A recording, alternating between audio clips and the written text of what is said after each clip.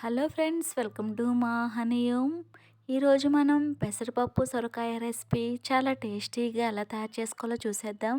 ఈ ఎండాకాలంలో పెసరపప్పు సొరకాయతో చేసిన రెసిపీలు తినడం వల్ల మన కడుపులో చల్లగా ఉంటుంది, మన ఒంటికి కూడా చలవ చేస్తుంది. ఈ పెసరపప్పు సొరకాయ కూర అన్నంలోకి చాలా బాగుంటుంది. సో ఇంక లేట్ చేయకుండా తయారీ విధానం చూసేద్దాం.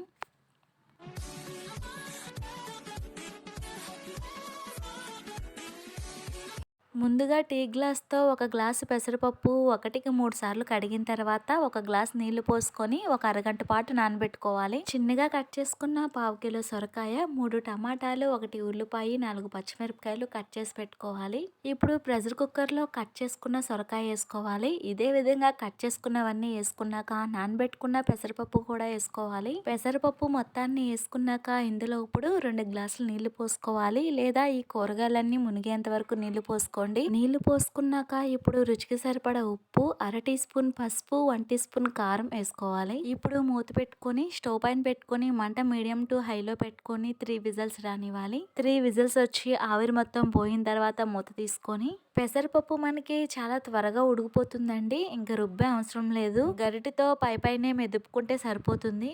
మీరు కావాలంటే మెత్తగా రుబ్బుకోవచ్చు. నేనైతే ఇలా పైనే మెదిపేసుకున్నాను. ఇప్పుడు తాలింపు వేసుకుందాం. 2 టేబుల్ స్పూన్ ఆయిల్ వేసుకొని, ఆయిల్ హీట్ అయిన తర్వాత అందులో 1 టీ స్పూన్ తాలింపు సరుకులు వేసుకోవాలి. తాలింపు సరుకులు ఏగి ఆవాలు చుట్టుపట్టలాడిన తర్వాత 4-5 వెల్లుల్లిపాయలు చిదగొట్టుకొని వేసుకోవాలి. ఆ తర్వాత 2 రెమ్మల కరివేపాకు, 2 ఎండుమిరపకాయలు తుంచుకొని వేసుకోవాలి. తాలింపు ఫ్రై అయిపోయిన తర్వాత స్టవ్ ఆఫ్ చేసుకొని పప్పులో వేసుకోవడమే. మనకి ఇంకా సొరకాయ పెసరపప్పు రెడీ. ఈ పెసరపప్పు సొరకాయ వేడివేడి అన్నంలో పప్పుతో పాటు కాస్త నెయ్యి వేసుకొని తింటే చాలా టేస్టీగా ఉంటుంది. చాలా ఈజీ ప్రాసెస్ కదండి. మీకు నచ్చినట్లయితే మీరు తప్పకుండా ట్రై చేయండి. మీకు గనక ఈ వీడియో నచ్చినట్లయితే లైక్ చేసి, షేర్ చేసి, సబ్స్క్రైబ్ చేయండి. Thank you for watching.